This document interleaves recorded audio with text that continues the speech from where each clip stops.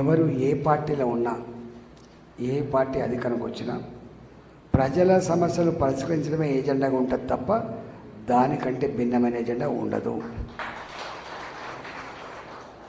ఇవాళ దేశానికి ప్రధానమంత్రి అయినటువంటి మోడీ గారు ఇక్కడున్న ప్రభుత్వం మాది కాకపోయినప్పటికి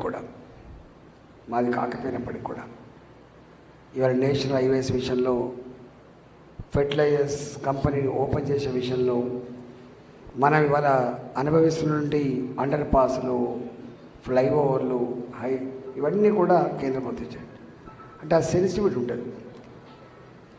నాలాంటి వాడికి రేపు రాష్ట్ర ప్రభుత్వ పరంగా చేసే పనులు కొన్ని ఉంటాయి, దేశం చేసే పనులు కొన్ని ఉంటాయి, జిహెచ్ఎంసీ చేసే పనులు కొన్ని ఉంటాయి. ఏ ఆఫీస్ అయినా, ఏ డబ్బైనా మనం కట్టే పన్నుల పైసలు తప్ప ఎవరి జాగీర్ కాదు ఇది.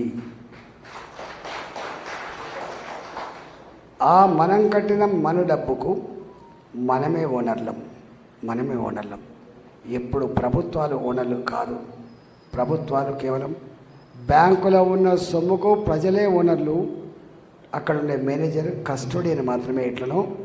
అట్లనే ప్రభుత్వాలు కూడా కస్టోడియన్స్ తప్ప ప్రజల డబ్బుకు వాళ్ళు ఓనర్లు కాదు. కానీ ఈ మధ్యకాలంలో నేను చాలాసార్లు చెప్పిన పెడదోరులను ప్రజాస్వామ్యానికి మంచిది కాదు, అది కొన్ని చేస్తూ ఉన్నారు.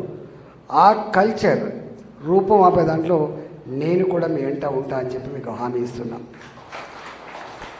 మూడవది, మీకు తెలుసు నాయకుడు అనేవాడు జనరల్గా ఏముంటుంది పర్సెప్షన్ అంటే, ఓటేసుకున్న దాకా దండం పెడితేనే ఉంటారు, ఓటేసుకున్నాక కనపడరు, రెస్పాన్స్ కూడా ఇయ్యరు అని.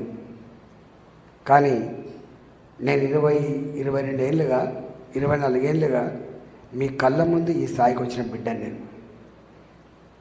నాయకుడు అనేవాడు ఓడిపోకూడదు అనుకుంటే ఓడిపోడు అని నేర్చుకున్నాను. నేను ఏదో చుట్టుముట్టి, పగబట్టి, కుట్ర చేసి, కుతంత్రాలు చేసి, ఎన్సర్కిల్ చేసి జరిగితే ఎక్కడ జరగచ్చు. కానీ నేను అక్కడి నుంచి వచ్చినాను కాబట్టి తప్పకుండా నాకు విఐపీలు నాకు ఓట్లు వేసిన నియోజకవర్గ ప్రజలు మాత్రమే చెప్పినాను.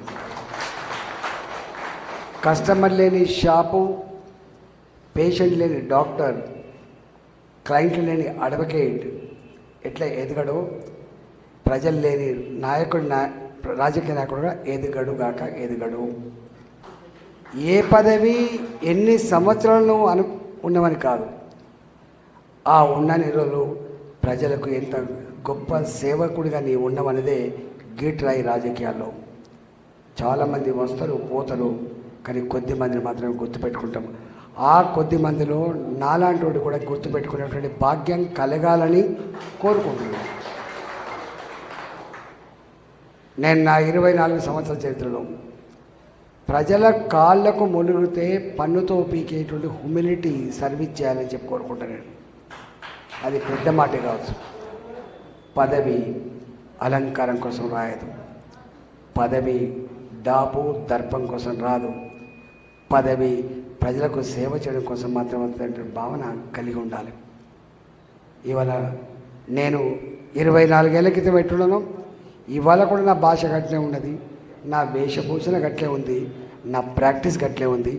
రేపటి కాలంలో కూడా ఉన్నంతవరకు గిట్లే ఉంటానని మీకు హామీ ఇస్తున్నాను. నాకు ఒక ఆరాటం ఉంటుంది, అది అందరికి నచ్చకపోవచ్చు. ఏ నియోజకవర్గాల్లో అయితే నన్ను ఎన్నుకున్నారో ఆ ప్రజలు నన్ను మంచోడని చెప్పగలిగితే మంచిగుండు అని చెప్పి ఆ స్వార్థం ఉన్నవాడిని నేను.